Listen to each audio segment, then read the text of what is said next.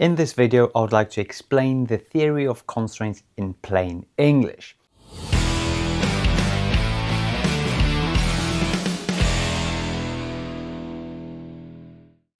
So for me, it all started with graduating from university and learning a lot about Lean, or the Toyota production system.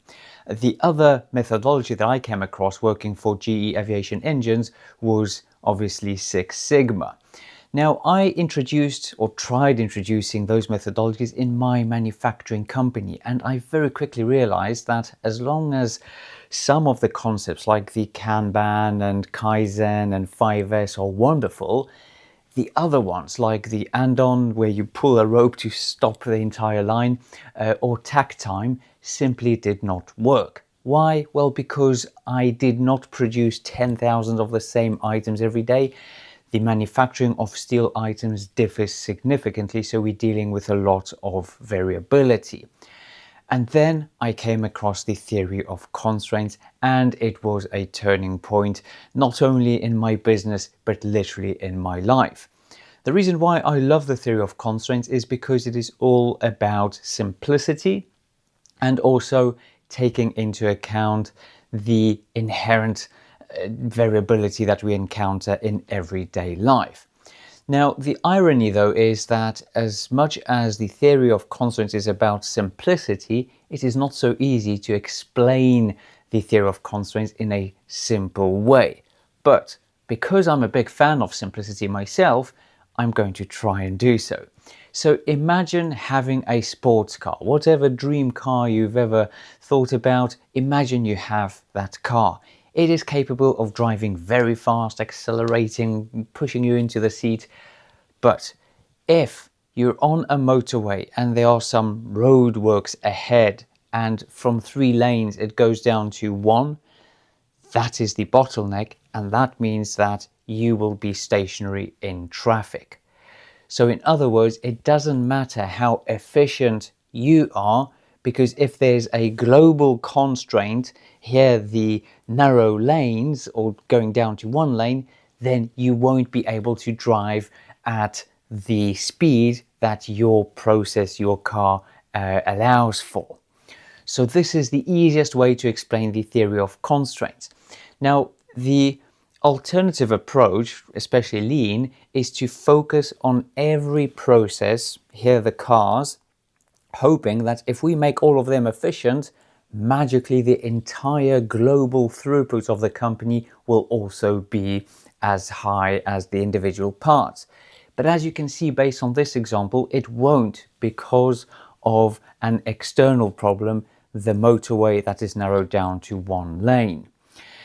This sounds simple, but trust me, this is a game changer in most businesses. I probably claim in every business. Now, I'm passionate about manufacturing, hence Manufacturing Mastery. And obviously remember to subscribe to this channel, browse my website, manufacturing-mastery.com, because there's plenty of content of how you can improve your manufacturing business. But for businesses, this is what it looks like. So I've got a graph of the processes, starting with, let's say, estimating, then sales. This could be design, manufacturing, and then logistics. Over here we have productivity. So in other words, the higher it is, the more capacity we have. So with the theory of constraints, what we want to do is find the natural constraint. And quite often you know what it is, and very often it is in manufacturing. And in Lean, what you would try doing is obviously cut costs. So you'll be sharpening your pencil, therefore trying to line up the capacity of all the upstream and downstream departments or processes to match the capacity of the constraint. Otherwise, in Lean, everything above is pure waste. Now, the theory of constraints is different. It says, determine the constraint, which is obviously here, but then deliberately input spare capacity both upstream and downstream. So in green, I've marked the spare capacity. Now, the question you might ask is, well, why do it? So let me explain. Imagine you have 5 people in your sales department. and 5 is the top line over there. So imagine one person is on holidays, so you're down to 4, and someone else calls in sick in the morning. This means you're down to 3 people. Now the problem is that those 3 people won't be able to process enough sales to feed the company. Therefore, you simply will be losing money during those days.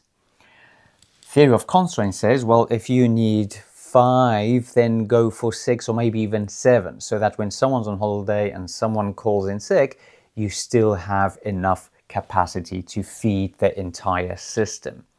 So as you can see, it is very logical and intuitive actually.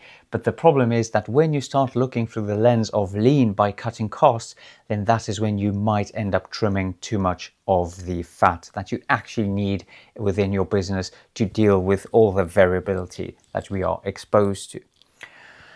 So I hope you enjoyed this video. This is the probably easiest way to explain the theory of constraints, and remember to subscribe and follow my channel for more content about the theory of constraints, about AI in manufacturing and everything else to make your business more profitable.